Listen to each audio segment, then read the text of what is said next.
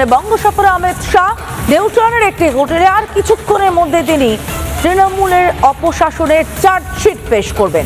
13টি point রয়েছে চার্জশিটে, যেমনটা আমরা জানতে পারছি। গতকাল রাতে অমিত শাহ এসে পৌঁছন কলকাতায় এবং তারপর নিউটাউনের একটি হোটেলে তিনি রয়েছেন, রাত্রে যাপন করেছেন এবং আজ আর কিছুক্ষণের অপেক্ষা, তারপরেই নিউটাউনের হোটেল থেকে তিনি তৃণমূলের অপশাসনের চার্জশিট পেশ করবেন, যে চার্জশিটের উপর ভিত্তি করে রণকৌশল স্থির হবে ভোটের লড়াই।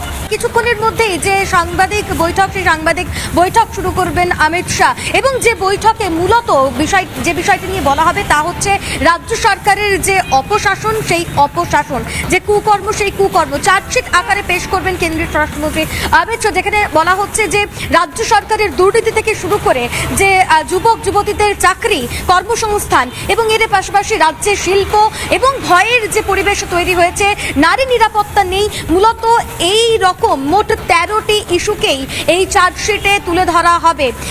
সামনেই বিধানসভা নির্বাচন, ইতিমধ্যেই প্রার্থীরা প্রচার শুরু করেছেন। মূলত যে ইস্যুগুলো নিয়ে বিজেপির তরফ থেকে লড়াই করা হচ্ছে, সেই ইস্যুগুলোকেই কিন্তু চার্জশিট আকারে পেশ করা হবে।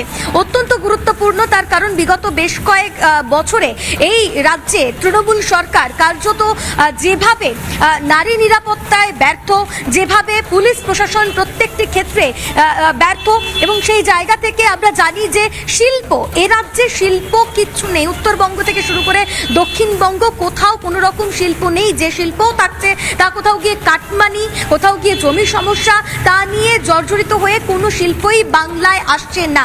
এরই পাশাপাশি যে বিষয়টিকে আরো বেশি গুরুত্ব দেওয়া হয়েছে, যেখানে বলা হচ্ছে যে এ রাজ্যে যে কর্মসংস্থান, সেই কর্মসংস্থান নেই।